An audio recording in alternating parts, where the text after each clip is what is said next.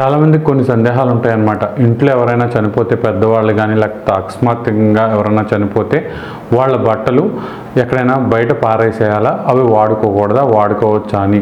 ఆడవాళ్ళు ఎవరు చనిపోయినా సరే వాళ్ళ కూతుళ్ళు ఉంటే వాళ్ళ బంగారంతో పాటు వాళ్ళ బట్టలు కూడా వాళ్ళకు ఇచ్చేస్తే చాలా చాలా మంచిది.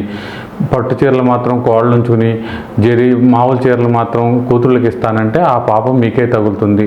మొత్తం అన్నీ కూడా కూతుళ్ళకి ఇవ్వడమే మంచిది. అయితే మిగతా వాళ్ళు మగవాళ్ళు ఎవరైనా సరే బయట వ్యక్తులకి చక్కగా ఇవ్వచ్చు, లేకపోతే మీరైనా వాడుకోవచ్చు. చనిపోవడం వల్ల ఆ బట్టలకి ఏమీ అంటదనమాట. అవి ఉతికేసిన బట్టలకు ఉన్న మైలంతా పోతుంది.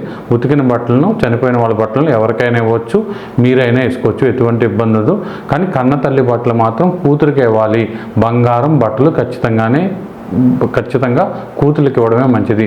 ఇవ్వకపోతే మాత్రం ఆ అన్నలకు కానీ ఆ కుటుంబ వాళ్ళకు మాత్రం మేలు జరిగే అవకాశం ఉండదు.